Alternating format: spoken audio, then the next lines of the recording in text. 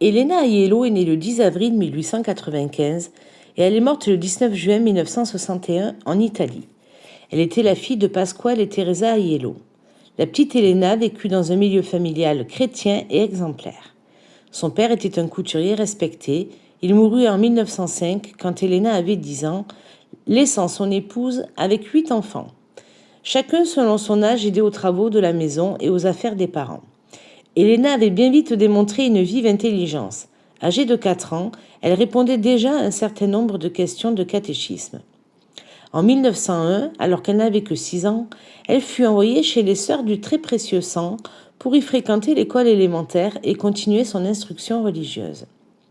Rentrée à la maison après l'école, elle aidait encore sous la surveillance de la sœur à préparer le repas.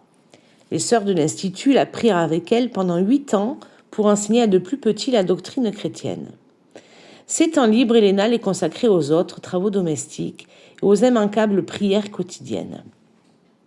Pendant la Première Guerre mondiale, on subissait des carences hygiéniques et sanitaires, ce qui favorisa la propagation de la grippe espagnole et sema dans tout le pays la désolation et la mort. Elena, en cette période, passait sa journée à assister les infirmes, s'occupant même de la confection de caisses en bois pour enterrer chrétiennement, comme elle aimait le dire, les malheureuses victimes de l'épidémie. Les sœurs commencèrent à la considérer comme les leurs. Et son père, vu son insistance, lui accorda la permission d'embrasser la vie religieuse. Le 18 août 1920, Elena entra chez les Sœurs du Très Précieux Sang. Mais le séjour d'Elena à l'Institut des Sœurs fut de courte durée. Elena fut retrouvée inanimée par terre dans la laverie. Vite on la souleva et on la mit au lit. Son épaule gauche était noire jusqu'au cou. Le médecin suggéra une intervention chirurgicale, puis tarda à l'opérer, à cause de la fièvre qui persistait. Les sœurs décidèrent alors de faire intervenir le médecin de la communauté en assumant toute responsabilité.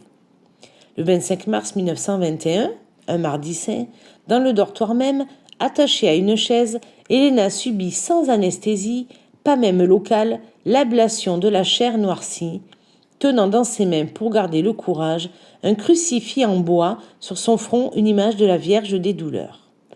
En même temps que la chair noircie, le médecin coupa aussi les nerfs, ce qui eut pour résultat de paralyser l'épaule ainsi que la bouche qui restait serrée. L'impression laissée sur la patiente fut terrible.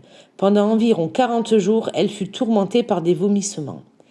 Elena, au prix d'un grand effort et la blessure encore ouverte, voulut se lever afin de suivre les exercices spirituels dans l'espoir de vêtir l'habit religieux. Pour corriger le défaut de l'épaule, elle réussit à se mettre un bustier qui lui permettait de se redresser.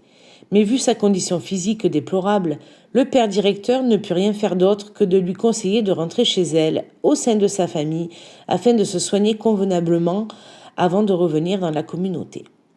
Pendant cette période, Elena nota dans son cahier avoir reçu 2 fois, peu de jours avant de quitter le monastère, de la part du Seigneur, une invitation à la résignation et d'accepter que lui, il avait déposé pour elle, ainsi qu'une invitation à embrasser fermement la croix qu'il lui préparait.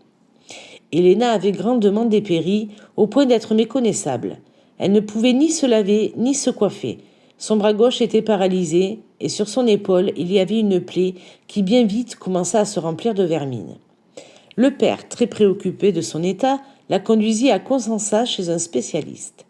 Le professeur qui l'examina dit alors à la jeune demoiselle : « Je ne peux rien faire, ma fille, parce que tu as été saccagée.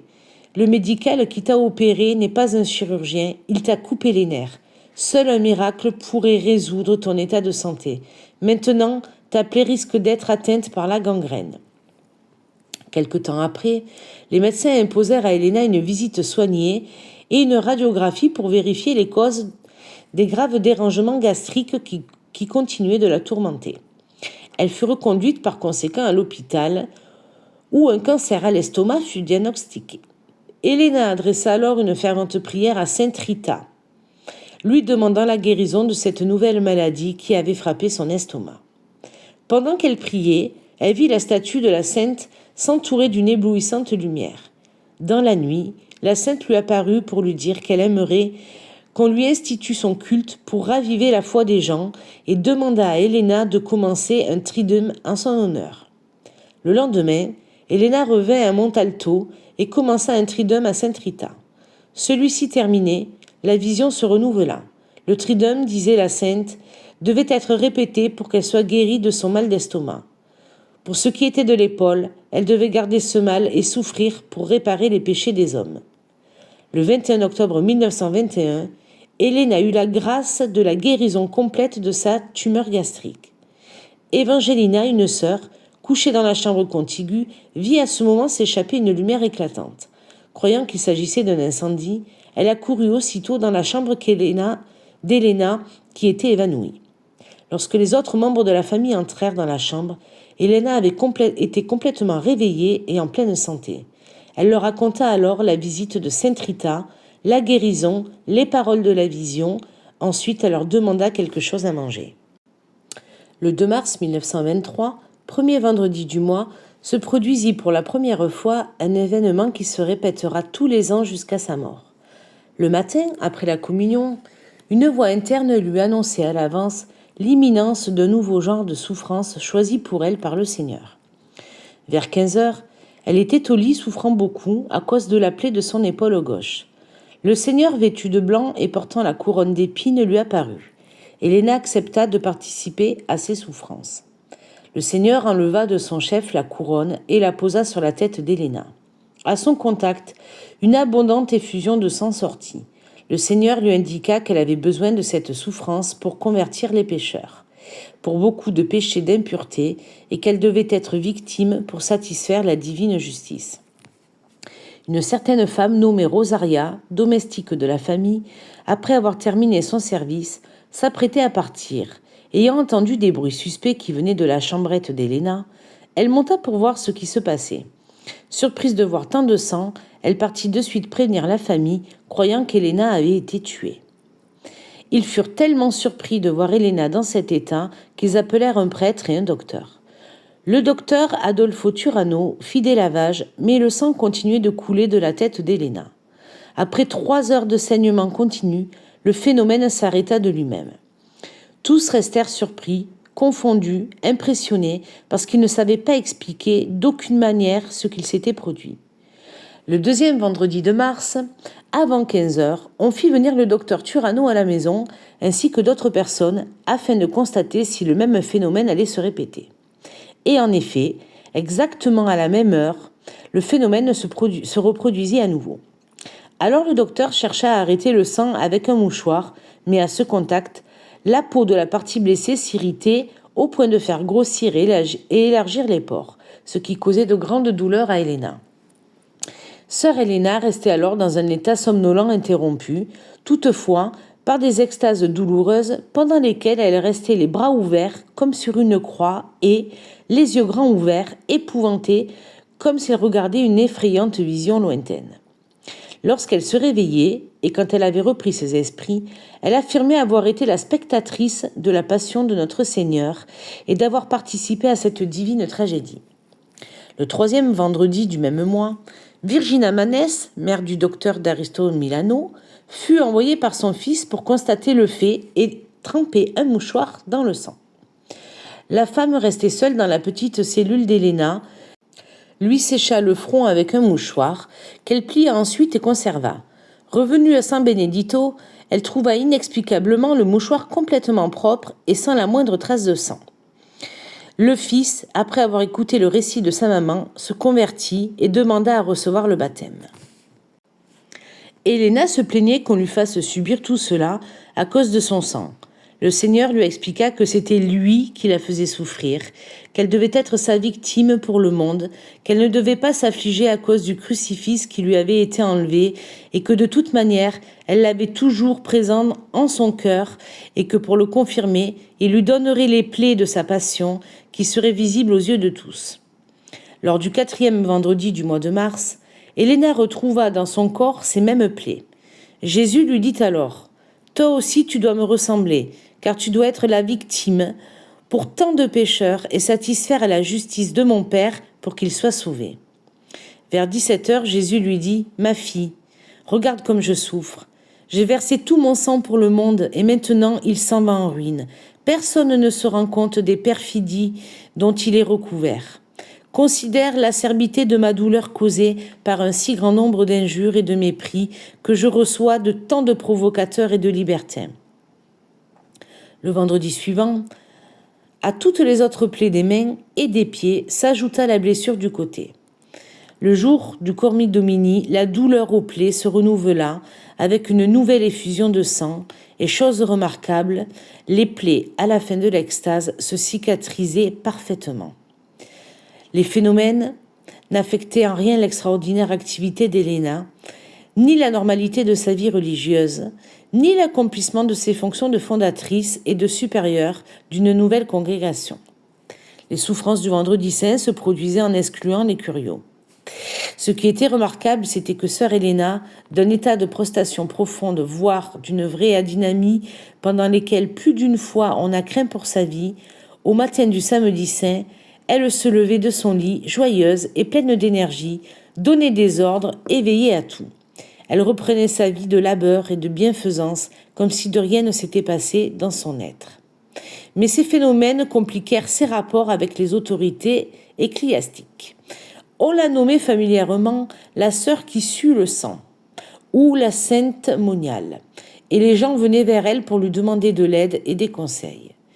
Héléna a annoncé plusieurs fois qu'elle serait guérie de son mal d'épaule. Elle écrivit dans une lettre datée du 10 mai 1924 à Monseigneur Moreau. « Révérend Père, hier vers 15h, Jésus m'est apparu et il m'a dit « Ma chère fille, veux-tu guérir ou bien veux-tu souffrir ?» Alors j'ai répondu « Souffrant avec vous, mon Jésus, on peut tout souffrir. » Et Jésus me dit encore « Eh bien, je te guérirai, mais chaque vendredi, je te ferai entrer dans les ténèbres, tu me seras ainsi plus proche. » Après m'avoir dit cela, il disparut. Sainte Rita lui annonça sa guérison pour le 22 mai. 3 ans après, le 22, alors qu'Héléna, avec grande force d'esprit, essayait, s'aidant d'un miroir, d'enlever la vermine qui fourmillait dans la plaie de son épaule gauche, quand le miracle se produisit. Dans la nuit du 21 mai 1924, Héléna avait rêvé que Sainte Rita lui disait qu'elle serait guérie le lendemain à 15h. Après avoir récité le rosaire, Héléna commença à prier devant la statue. Sa sœur raconte. Aidée par moi, elle se leva et s'approcha de la statue. Nous eûmes l'impression que la main tendue de Sainte Rita, celle qui tenait le crucifix, s'était écartée pour rejoindre la main du côté blessé d'Héléna et la lui soulever, et qu'une vibration secouait la statue. Héléna, devant notre étonnement et notre incrédulité, répétait « Je suis guérie, je suis guérie !» Lorsque je me suis penchée pour voir la plaie, elle était fermée, ne restant plus qu'une simple cicatrice. En 1926, les souffrances des vendredis du mois de mars et du vendredi saint se répétèrent régulièrement. Le Seigneur, dans les visions, manifestait clairement à Héléna qu'il voulait que son œuvre soit commencée. En 1928, à 33 ans, elle fonda l'ordre des Sœurs minimes de la Passion de notre Seigneur Jésus-Christ. Tous l'appelaient sœur, mais Héléna n'avait pas connu les étapes canoniques qui aujourd'hui règlent le chemin de la formation à la vie religieuse. Ce ne fut que le 3 octobre 1949, à 54 ans, qu'elle fit les vœux perpétuels. Le premier travail fut celui de l'éducation des enfants du peuple. On y accueillait une centaine que l'on instruisit. Sœur Héléna, aidée par sœur Gigia, ramassait dans les maisons les enfants et les jeunes filles, les rassemblait dans l'église de Notre-Dame de Lorette et les instruisait de vérités religieuses et les préparait pour la première communion. L'œuvre bénie par Dieu et encouragée par les autorités ecclésiastiques fut applaudie par toute la ville de Constanța, qui ne manqua pas de l'encourager et de la soutenir avec la coopération de la charité chrétienne. 1 an plus tard, 24 enfants étaient déjà hébergés. Ce fut ainsi que, faisant confiance à la Providence, Héléna fonda l'ordre demandé par le Seigneur et, avec la plus grande tranquillité, elle s'occupait jour après jour à accomplir ses devoirs de religieuse et de supérieure vis-à-vis des petits de la communauté. Toute la vie d'Elena fut une démonstration continue de cette foi ardente, de cette tranquillité inaltérable de caractère qui provenait de l'abandon complet à Dieu. Sainte Thérèse de l'Enfant Jésus montra parfois sa complaisance envers la petite communauté qui lui était confiée. Elle se montra même un jour, toute souriante, à toutes les petites qui travaillaient dans l'atelier, tout en récitant des prières. Le tapage qui s'ensuivit fit accourir sœur Helena qui se trouvait alors à l'étage. Les fillettes étaient toutes excitées parce qu'elles avaient vu la sainte carmélite. Remontant à l'étage, Helena reçut la grâce d'un sourire tendre et céleste de la part de sainte Thérèse de l'Enfant Jésus. La maison était pauvre et le fondateur et directeur de la caisse rurale mit à disposition les vieux locaux de sa banque. Sœur Helena et sœur Gigia transférèrent alors leur institut dans ces locaux, beaucoup plus vastes, ce qui leur permit d'accueillir par la même occasion un plus grand nombre d'orphelins et de sœurs. Les pauvres aidaient beaucoup aussi. Le 11 septembre 1935, il n'y avait vraiment rien à cuisiner pour le déjeuner ce jour-là. Pendant que sœur Angela venait demander de l'argent à la supérieure, un prêtre entra dans la maison et demanda à célébrer la messe, se rendant de suite dans la sacristie. Sœur Helena, qui n'avait pas le moindre sou, demanda à sœur Angela d'aller assister à la messe. Que le Seigneur, de quelque façon que ce soit, pourvoirait à ce problème du moment. La prière fervente d'Helena, des sœurs et des orphelins fut vite exaucée par le Seigneur. Après l'élévation, un parfum exquis se répandit dans toute la chapelle, comme si le bon Dieu voulait ainsi signaler l'obtention. Helena récitait alors l'office de la Vierge et dans son livret, entre deux images pieuses, la Madone des douleurs et Sainte Thérèse de l'Enfant Jésus, elle trouva un billet de 50 lire. Elle était sûre de ne jamais l'y avoir mis. La messe terminée, elle remit à sœur Angela les 50 lire pour les dépenses de la journée.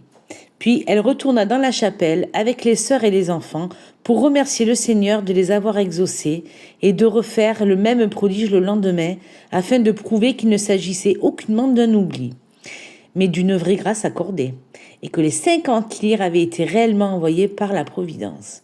Le soir même, lorsque la communauté se réunit pour les dernières prières, le même parfum se répandit dans la chapelle.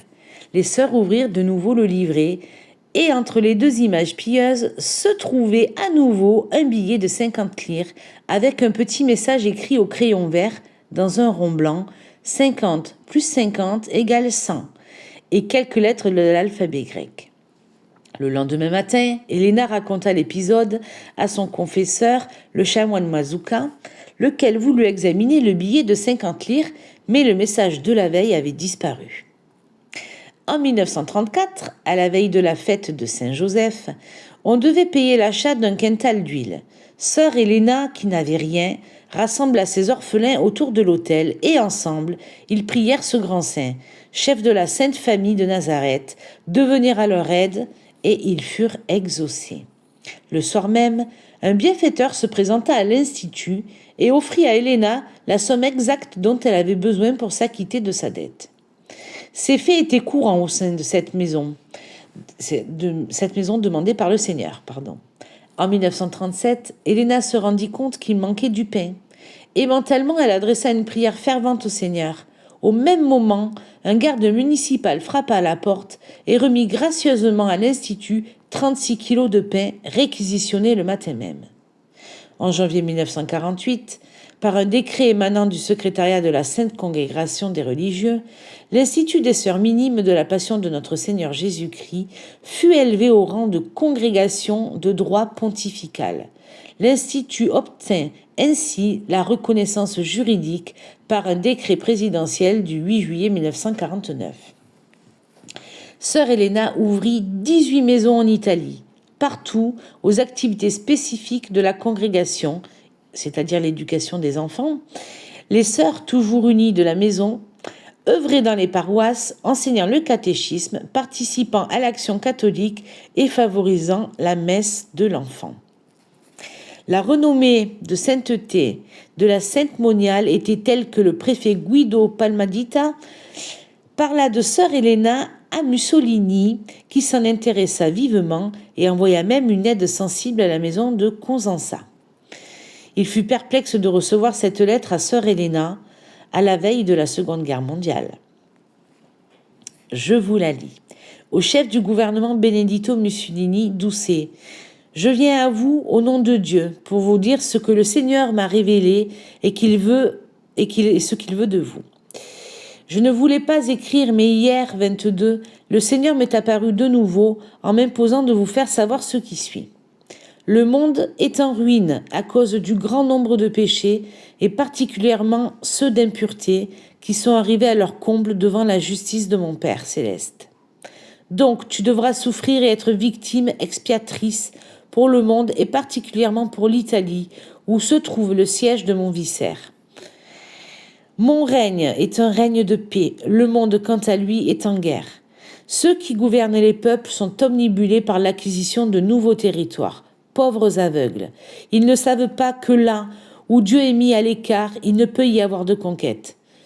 Dans le cœur, il n'y a que méchanceté et ils ne font que m'outrager et me mépriser.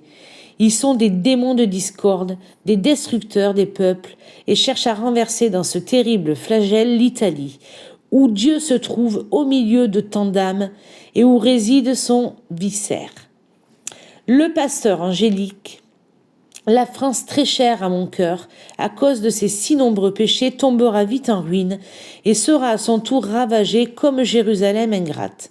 En Italie, parce que le siège de mon vicaire s'y trouve, j'ai envoyé Benedetto Mussolini pour la sauver de l'abîme vers lequel elle se précipitait. Autrement, elle se trouverait dans les mêmes conditions que la Russie. Au milieu de tant de dangers, je l'ai toujours sauvée. Maintenant, il doit maintenir l'Italie hors de la guerre, parce que l'Italie est civile et le siège de mon vicaire sur la terre. S'il fait cela, je lui accorderai des faveurs extraordinaires et je ferai que toutes les autres nations s'allient à lui. Par contre, s'il décide de déclarer la guerre, il faut qu'il sache que s'il ne l'empêche pas, il sera puni par la justice. Voilà ce que m'a dit le Seigneur. Ne pensez surtout pas, ô douce, que je m'occupe de politique. Je ne suis qu'une pauvre sœur occupée à l'éducation des petits abandonnés et qui prie beaucoup pour votre salut et le salut de notre patrie. Je suis avec une sincère estime, sœur Helena Aiello. La lettre fut remise à la sœur du douce Edwige Mansin Mussolini le 6 mai 1940 et elle-même l'a remis à Mussolini quelques jours plus tard. Le 15 mai 1943, Mère Helena envoya à Edwige Mussolini la lettre suivante. « Excellence, mon long silence vous a peut-être fait penser que je vous avais oublié, alors que je pense à vous chaque jour dans mes pauvres prières, en suivant toujours les douloureux événements de notre belle Italie. La raison de cette lettre est celle de me tourner une nouvelle fois vers vous, comme au mois de mai 1940, lorsque je vins à Rome, présenté par la baronne Ruggi, pour vous délivrer dans un écrit les révélations que j'ai eues du Seigneur en ce qui concerne le Doucet. Rappelez-vous qu'en le 6 mai 1940, nous disions que le Doucet avait pris la décision de faire la guerre, alors que le Seigneur, par ma lettre, lui faisait savoir qu'il devait sauver l'Italie de la guerre, autrement il subirait les rigueurs de la justice divine. Au milieu de tant de guerres, au milieu de tant de dangers, disait Jésus, je l'ai toujours sauvé. Maintenant, il doit maintenir l'Italie hors de la guerre, parce que l'Italie est civile et elle est le siège de mon vicaire sur la terre. S'il fait cela, je lui accorderai des faveurs extraordinaires et je ferai que toutes les autres nations qui s'allient à lui. Il a par contre décidé de déclarer la guerre, mais il faut qu'il sache que, s'il ne l'empêche pas, il sera puni par ma justice. Ah, si le Doucet avait écouté les mots de Jésus, l'Italie ne serait pas trouvée maintenant dans une aussi triste situation. Je pense que le Doucet doit être très attristé de voir l'Italie, un jardin fleuri transformé en désert bondé de souffrance et de mort. Mais pourquoi continuer cette guerre terriblement cruelle, si Jésus a dit que personne n'aurait la vraie victoire? C'est pourquoi, ma très chère Donna Edwige, je vous demande de dire en mon nom au Doucet que celui-ci est le dernier avertissement que le Seigneur lui envoie. Il pourra encore se sauver s'il met tout entre les mains du Saint-Père. S'il ne fait pas cela, disait le Seigneur, bientôt la divine justice tombera sur lui. Même les autres chefs d'État qui n'écouteront pas les avis et les directives de mon vicaire seront atteints et punis de ma justice. Vous souvenez-vous quand le 7 juillet de l'année dernière, vous me demandiez ce qu'il adviendrait au Doucet, et je vous ai répondu que s'il ne se maintenait pas allié au pape, il finirait pire encore que Napoléon. Maintenant, je vous répète les mêmes mots. Si le Doucet ne sauve pas l'Italie en se remettant à ce que lui conseillera et dira de faire le Saint-Père, bien vite il tombera. Même Bruno demande le salut de l'Italie et celui de votre frère. Le Seigneur dit souvent que l'Italie sera sauvée par le pape, victime expatrice, et qu'il n'y aura pas d'autre voie pour la paix et le salut des peuples en dehors de ce qui sera tracé par le Saint-Père. Chère Donna Edwige, réfléchissez bien à tout ce qu'a dit le Seigneur et qui s'est parfaitement réalisé, qui a causé la ruine de l'Italie. N'est-ce pas Doucet qui n'a pas voulu écouter les paroles de notre Seigneur Jésus-Christ? Il pourra encore y remédier en faisant ce que dit le Seigneur. Quant à moi, je continuerai de prier. Les personnes qui venaient voir Mère Helena étaient de plus en plus nombreuses et venaient de plus en plus loin. Elles venaient chercher auprès d'elles un rayon de lumière à leurs angoisses, un soulagement à leurs douleurs, une parole de foi à leur abattement, apparemment sans issue. Elle était franche, simple et spontanée. Elle savait écouter, silencieuse, la manifestation des âmes en peine, et elle savait à quel moment et comment leur parler. Elle ne cherchait pas à enfermer ou à noyer la peine dans l'oubli, mais plutôt à lui donner une assise et à l'anoblir par la foi et par l'espérance. Elle priait et promettait les prières de ses enfants, disposant les esprits tourmentés à l'espérance ou à la résignation. Voilà pourquoi les bienfaiteurs se sentaient toujours des débiteurs envers la Sainte Moniale. Ils recevaient d'elle bien plus qu'ils ne pourraient jamais lui offrir ou offrir à l'Institut. Il n'était pas rare qu'elle parle des visites, des entretiens ou des colloques qu'elle avait eus pendant la nuit avec des défunts qui, de leur vivant, avaient eu des rapports particuliers avec elle ou à l'Institut. Ce fut ainsi que, 20 jours après le décès d'une personne de sa connaissance, la mère du prêtre Don Franco, et qu'elle trouva assise dans sa chambre, lui parla tranquillement pendant environ une vingtaine de minutes. Un matin, très tôt, toute la maison mère fut réveillée par un grand bruit, comme un grand coup qui aurait ouvert la porte de la chambre de sœur Helena. Accourus en hâte, ils trouvèrent la mère très calme, comme habituellement, qui se mit à leur raconter la visite qu'elle venait de recevoir. Il s'agissait de feu Don Vincenzo Donnarumma, ex-directeur spirituel de la congrégation, qui était venu la remercier, ainsi que toute la communauté, pour les intenses prières adressées à Dieu pour le salut de son âme.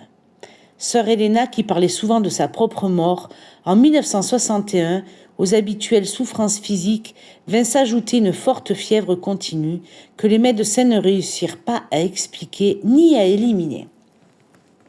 Le 12 juin 1961, Mère Helena fut transportée à l'hôpital San Giovanni à Rome. Dans la nuit du 12 au 13 juin, les infirmières remarquèrent une forte odeur parfumée dans la chambre où elle était internée. Alors on lui dit « Mère, demain c'est la fête de Saint-Antoine et certainement obtiendra-t-il votre guérison ?»